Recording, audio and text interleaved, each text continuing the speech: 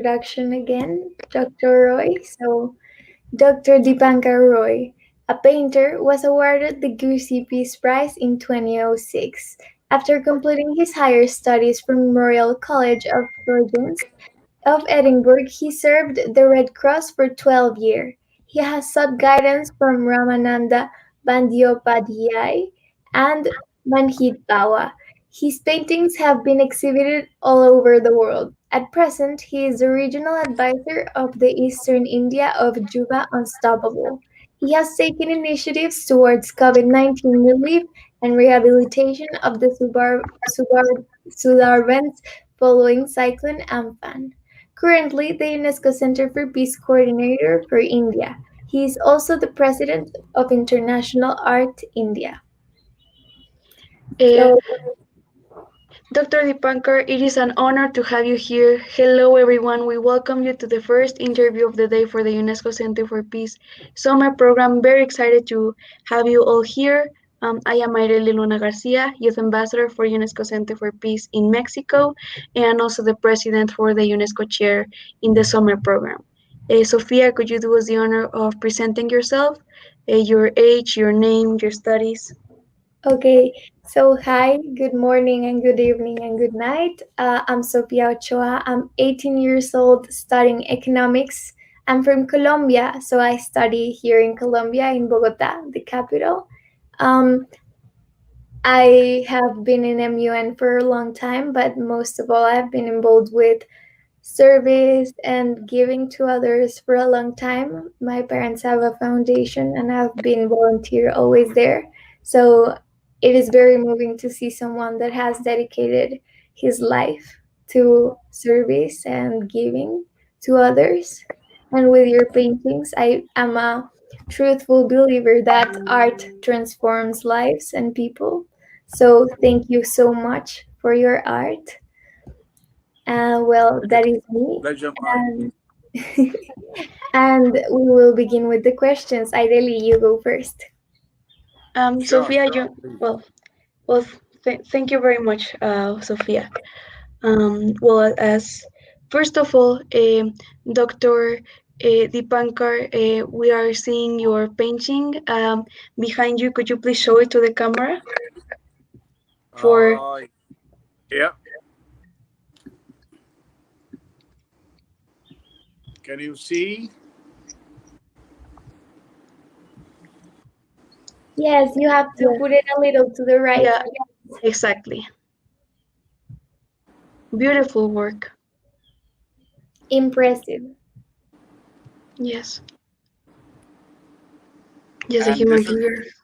yeah, All right. So, Dr. Dipankar, um, first of all, I would like to know because there's like this idea that when you dedicate your life to something, you must dedicate to it fully. But we've seen that art has been a way for humans to express fully and for them to have, in such a way, to become more human. So, on that sense, why do you think that people as lawyers, engineers, scientists should get into art and use it as a way of expression? yeah, I think it is extremely distressful for them. It will be if they could dedicate some of their time to color, express through color in whatever form. I tell you, I had a working studio in another city in India where I converted half of my studio as a cafe, and where all across the world travelers used to come, sit at my cafe, goes through my working on my canvases. When I kept one canvas for them that they could paint on it. I could do some line drawing for them just so that they could have a lead. And the colors were kept in front, brushes were kept in front, water, acrylic. These are the two mediums mostly, because oil is something which only professionals can handle. And I tell you, I have seen people from different variety of life, and where, as you just mentioned, the lawyer, the scientist, or the medical professional friends of mine, it helps for them to come out of their professional stress, and they could relax during that whole period while they are there. And they thanked me profoundly and looked forward. And what I used to do, end of the day, along with my own canvas, I used to finish those unfinished work of these different people. In one canvas, maybe a doctor has also few strokes of color he has placed. Maybe a writer has placed few strokes while having coffee. Maybe a person who is from a science lab has done the same. So I used to finish that in the night for them in my way, and I used to send them a copy of the picture, because that's how the mobile handsets, the hand phones, it helps. And in India, we are one of the smartest one to use the maximum smartphones. So, and they used to send me huge amount of expression that wow, this could be me working on it. So I always feel that I will love, and I had done hundreds and thousands of workshops all across the world, all across different climatic conditions, at top hill, at seaside, on inside the forest bungalows, with different set of people, and where we have seen that art do affect life. I know one of my very close senior friend who was former prime minister of government of India, and he was also from the royal family. His name was Raja Vishwanath Pratap Singh. He is no more in this world, but he used to practice painting end of his prime ministerial day. He has a studio where he used to walk in after his all day of as a prime minister of a large democracy like India. He has served all the meetings, and then he find that time to refresh his mind, refresh his spirit, refresh his soul. He is to paint, and then he is to go to sleep. So there are many. There are many I know, other part of the world also, great leaders who spend some time on color and canvas. I hope that answers your question. Yeah, thank you very much. Now, Sophia, the floor is yours. Thank you. Well, today I was really moved about your presentation for everyone. And I wonder, what were the things that you learned in the Red Cross? Since I think you have a lot of wisdom, and most I think that the Red Cross is a really like strong situation to live through. So I would like to know what your experiences have been and if you have had any life-changing experience during these years of service. This year of COVID, you mean? Oh, no, on the Red Cross Or while all you said. across my life, you mean?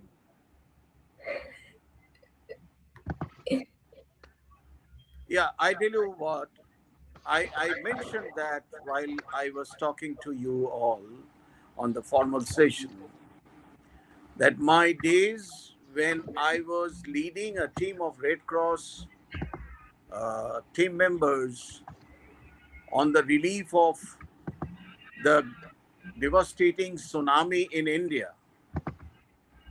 Can you hear me properly? Yes, yes, you may continue. Okay. So while I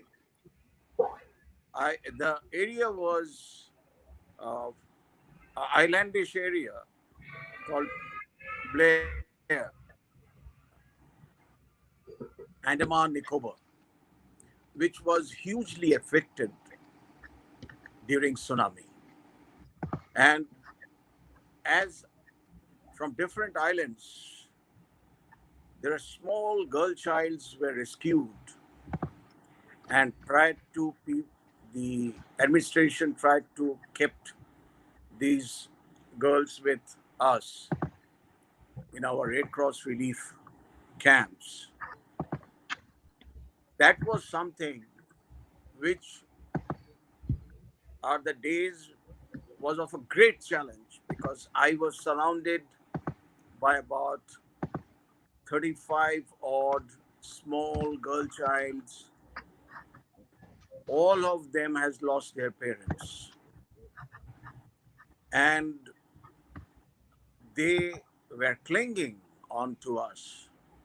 Now I do have other volunteer member, but they were from the other different countries, and I was one who was talking their language. So most of them were holding me as if they were trying to find out their spirit of their parents in me. And I will never forget 2005 and 2006. There's a time when I rehabilitated these kids into a completely new setup of an orphanage for them, and which was completely initiated by my own hand. I dedicated for these 2 years all my earnings of my paintings towards building up this orphanage in Andaman and Nicobar. And that's what all of a sudden I receive a call from the Philippines. The Gusi prize was announced on me. But it was more than me. The kids were happy. The kids, they are grown up now. I am still connected with them, but that's a life changing moment for me because for these 2 years, I was their father. I tried to arrange whatever best I could from all across the world for them. And today they are school going, now they are college going, grown up kids. And yes, that's a moment, something which is a life changing moment. Yeah, that's amazing, Dr. Dipankar. And well, I'm a firm believer that titles are not the objective, but the work and the journey by itself. And as we've seen, like the prize for you was just the added bonus, and what was most important for you was the experience as a whole. And in UNESCO Center for Peace, we congratulate you for all of the work that you've done for peace. Thank you. Thank you. And um, well, for us to continue with the interview, Sophia, I would like for you to do one last question. Okay, so I've been thinking a lot about this, and it's that now you're sharing all this wisdom with us, the UNESCO Center for Peace and youngsters, like we have people, delegates that are like 12 years old, 10 years old, so young. And I want to know what would be your advice for us to get inspired to make a real change in the world just like you did. How can we do it? See, I tell you, the youths are the backbone of this world. You are the spirit which we borrow energy from. And you, when the moment you represent UNESCO Center for Peace, peace is something which this world needs the most. We don't need weapon. In fact, we have seen Mahatma Gandhi, whom thousands of weapons were displayed to pull him down, couldn't. Finally, the the armed movement, they surrendered, and peace prevailed in this country. So did, you have also seen in America Martin Luther King, the way he brought in peace. I look forward for people like you. Each of you has a combination of the energy and the spirit of this leader of peace. And you carry that in mind. No power in this world is big enough than your mind and spirit, who can bow you down to do wrong things. That always keep in mind, and I'm sure keep yourself happy. Choose those which are happy things of life, which will always keep you moving. And of Thank, course, take colors, take brushes, and try your hand on a canvas. thank you so much, Dr. Roy. I think you have shared a lot of wisdom. Your experiences, they are heartwarming, and I think they're just the best example for us to really want to make a change in the world since we do want. I know Ireli and I are firm believers of peace and change in the world and that it can be made for real, just like you did it. So thank you for all your inspiration. Yes, Thank you. It's my pleasure too. yes. It was once said that if there's good people in the world, the future generations have a hope to be even better.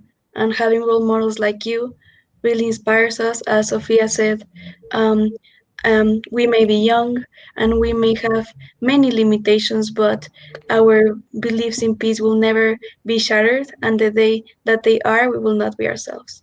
So we thank you for the interview. We thank you for your enlightening conference. It's my honor And too. you are welcome at UNESCO Center for Peace anytime that you want. We will reach out back to you, and we are very happy to be in contact with such a person. Congratulations. Thank Thank you you. so much. Thank you. It Thank was you. great talking to you all. Yes, yes, thank you. Thank you. We very much Mercy. appreciate it. Bye, Thank Dr. you. Roy. Bye.